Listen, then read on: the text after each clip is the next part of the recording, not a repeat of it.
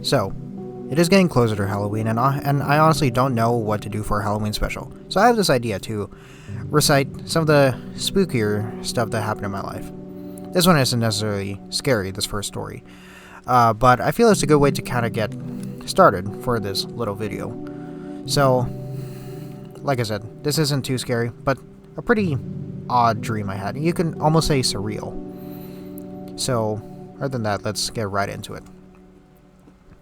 I had this dream for the second time. It was a dark night, and I was dressed as Kinnich from Call of Duty Modern Warfare 2. I don't know why I was dressed as him at this point, but I assumed that it was in preparation for Winnipeg Comic Con 2023.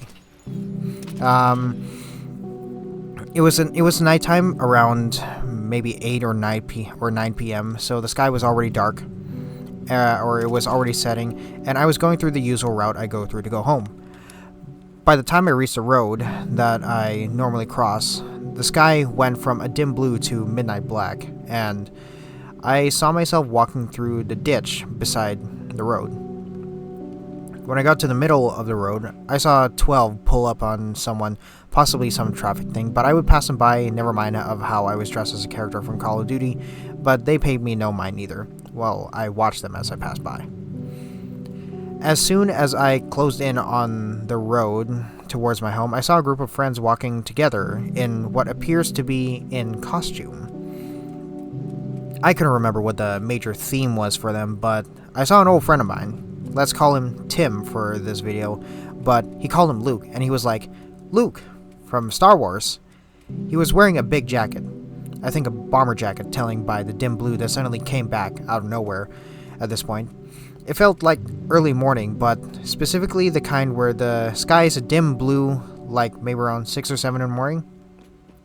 And I don't know how to describe it.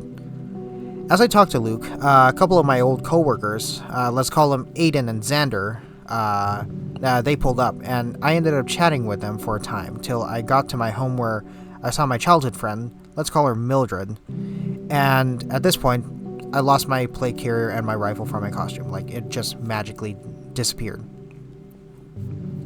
It was at this point that I realized I was dreaming, and I woke up, but it felt like one of those dreams where you just had to see it through, so I went back to sleep, hoping to see a part 2. As I dozed off and re-entered my dream, Aiden was with Mildred having a party in what looked like a shed across the street from my home. But before I knew it, I was on the elevator, ascending to my floor, and lo and behold, my rifle and plate carrier were hanging right on my gun rack, as if it was teleported there. This was a rather tame dream compared to the next that would be coming up later on, so consider this one a bit of a pregame towards the next, which will be spookier. For now, I'll just leave it at that.